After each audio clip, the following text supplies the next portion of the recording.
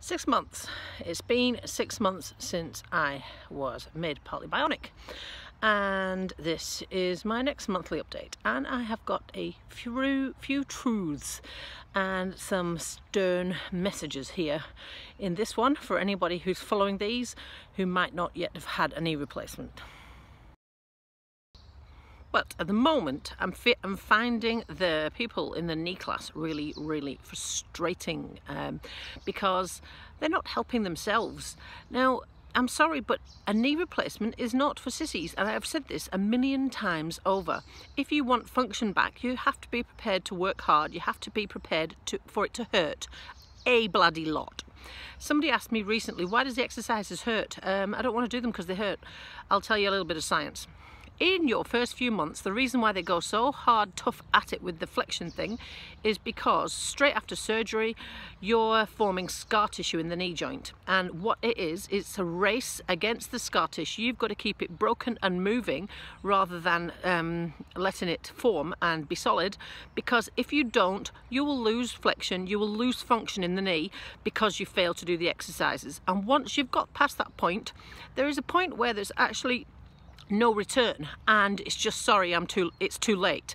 So in those first few months, those flexion exercises and strength exercises are super freaking important if you want to have a life afterwards. And you know what, I just can't stress it enough. So if you have been following these because you're preparing for surgery, then honest to God, this is what you need to listen to. And if you are knowing someone that's going to prepare for surgery, then you need to show them this, because without tough-assed hard work, you're done for, I'm afraid. Now, I was told a whole bundle of things that I probably wouldn't do again, and I sort of went like this to it all, because I'm sorry, unless you give me a good scientific reason why not, then I'm going to do it. So the only good scientific reason that I shouldn't do something is running, and I have chosen to not do that anymore because it will chew up the knee replacement faster. But I was told that I wouldn't be able to ride a bike at force, at distance, and that I would struggle with the time trial bike because it's such a tight aerodynamic positioning. Screw that. I've been riding it since week 11 and it gives me no problem whatsoever now. I was also told that I would never kneel. Screw that. I can kneel down. It's a little bit more tricky on hard surfaces, but I can kneel down. I was also told that it would never be like the other leg. Now, I'm still working on that, so you watch out, because physically, biomechanically, it will never be like the other leg, but I don't see any bloody reason why it should not be functionally like the other leg. And that's what me and my current physio Joel are working on. So watch this space. But for now, 6 months post-op, there's still things that I'm still struggling with, so I can't run. If let's say if I was sort of running to get out of the way of something, I look like a geriatric, and it really looks stupid.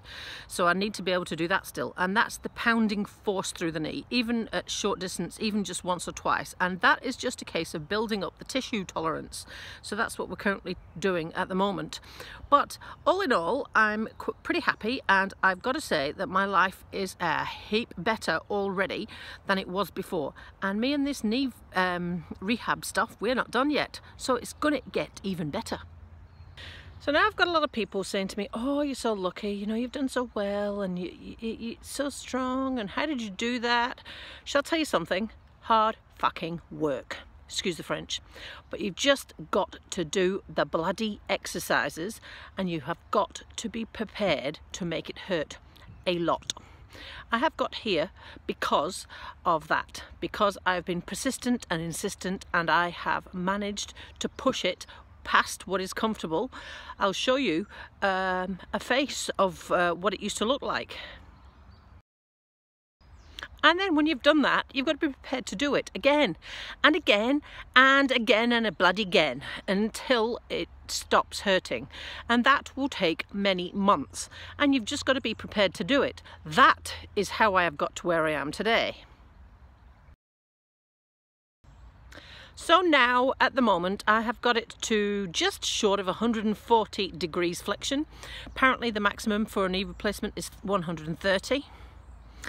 I have also got my cycling back up to about 2 hours. My average speed at the moment is 26 kilometers an hour, which is not too shabby. Still working on the strength exercises, I'm still working on the balance exercises, and now I've got a pistol squat, which is not fun, even when you don't have a knee replacement. So I've got to stand up, sit down off a chair with my other leg sticking out. That is mighty bloody hard. I'm going to have to practice it a lot and cry a lot. But it's doing pretty good, actually. I did the coastal part of the Huntridge track during the Easter break. Now, we managed to walk 16 kilometers along the coast and back.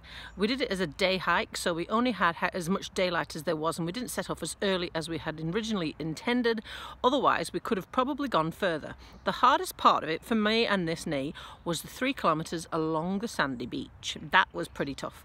But you know what? I did it. And you know something else? The last time I did the Huntridge track, I needed lots of hefty drugs to get me up and round and over and back. So I'm feeling quite hopeful that one day in the future, not too distant, I'll be able to do the entire Huntridge track again without drugs.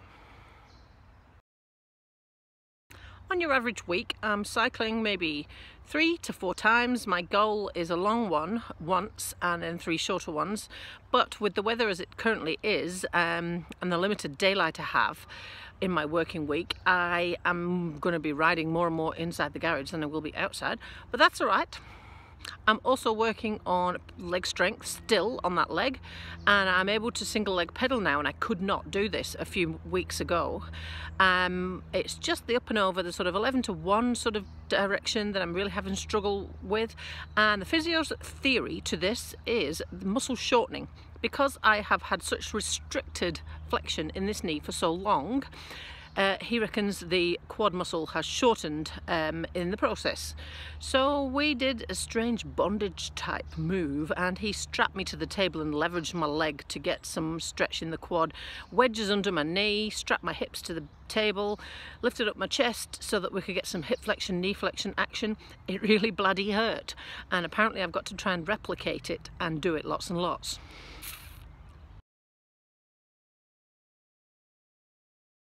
Oh yeah, pretty important update. I entered Challenge Wanaka Aquabike. Now that's in February the 15th, 2020, and by then I'll be in the 45 to 49 age category, and it's a 3k swim and a 120k bike, and I have entered it. It's not yet been declared as a selection race, but I've got this arrangement with the race organisers. They're pretty confident that it will be, and I'll get a refund if not. So that is the next massive goal. Now I am pretty confident about this race. What I need to do is work on distance in the legs on the bike and strength to get me up and down those hills in Mount Aspiring National Park. So that is my big news this month, is that I have done that. What I'm hoping is that 8 years after my retirement from triathlon and Team GB, I might just be able to get a Team NZ shirt instead.